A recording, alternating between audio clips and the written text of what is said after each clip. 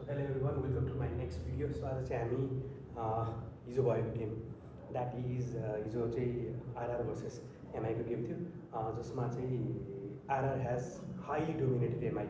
So हिजोको गेमको कुरा गर्नुपर्दाखेरि चाहिँ रेनले गर्दाखेरि अलिकति डिले भयो म्याच होइन, जसको कारणले गर्दाखेरि 11 ओभरको गेममा सीमित भएको थियो र फर्स्टमा चाहिँ आरआर ब्याटिङ गर्न आइपुगे. They have to set a huge target, किनकि 11 ओभरको गेम वा हाफ ओभरको गेमहरूमा कस्तो हुन्छ भन्दाखेरि they have to be quickly fast forward के उनीहरूको गेम प्ले चाहिँ डिफ्रेन्ट हुनुपर्छ. एन्ड आई थिङ्क क्विकली यस्तो गेम प्ले माइन्डसेट लिएर आयो कि आरआरले कि they have started dominating MI from first over. So first, second र थर्ड ओभरको कुरा गर्नुपर्दाखेरि चाहिँ फर्स्ट सेकेन्ड ओभर चाहिँ लगभग तपाईँले 22 रन 25 रनको हाराहारीमा चल्यो कि है.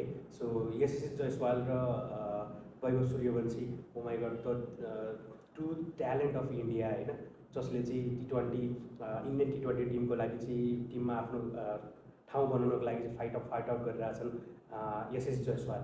र अर्को भनेको अन्डर 19 को एकदमै निखारिएर आएको प्लेयर, आफ्नो उमेर अनुसारको गेम भनेर मान्छेलाई चिनाइरहेको छन् कि अहिलेको युवाहरूले कसरी टी20लाई लिइरहेका छन् होइन. So he have outburst one of the best bowling lineup of IPL, जसमा चाहिँ मुम्बईको बलिङ लाइनअपको कुरा गर्नुपर्दाखेरि चाहिँ दीपक चहार, त्यसपछि आएर शार्दुल ठाकुर, ट्रेन्ट बोल्ट र बुमरा, यो चारजना one of the top fast bowler in the world अहिलेको कन्टेक्समा. त्यस्तो राम्रो खेल्ने बलरहरूलाई धोबीधुलाई हानेको थियो. 2.3 समथिङ ओभरमा त 50 रन कटाइसकेको थियो. सो देयर स्टार्टिङ वाज एकदमै बवाल.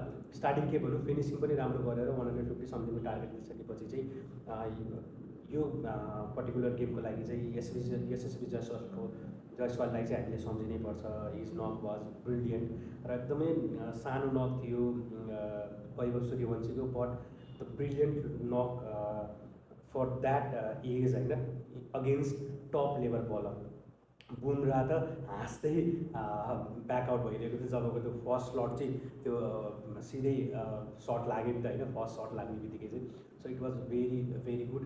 एन्ड देन आफ्टर सेकेन्ड हाफमा चाहिँ जब एमआई ब्याटिङ गर्न आयो, फर्स्टमै प्रेसर थियो कि एमआईले, बिकज अघिल्लो गेम पनि स्टार्ट राम्रो नभएर हारेको थियो होइन. यसमा नि त्यही डर थियो र त्यही डरै अन्तिममा भयो.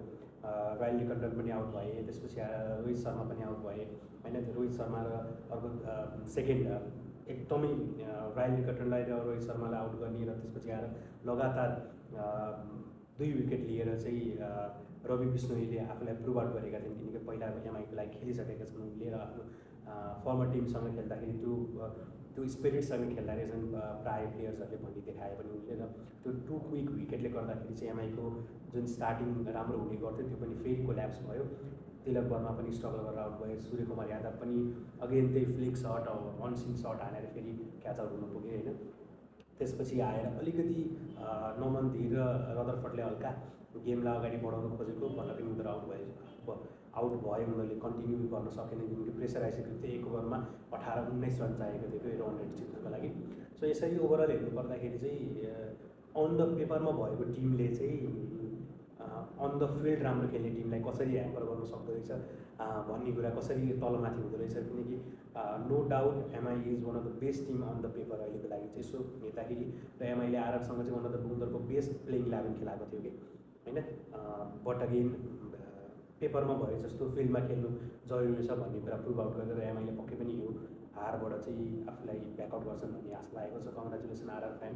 हिजोको गेम चाहिँ one of the most interesting game थियो होइन. 11 ओभरको गेम, एकदम फास्ट प्ले होइन. यता पनि छक्का गयो, उता पनि छक्का गयो, ब्याङ छक्का हाने होइन.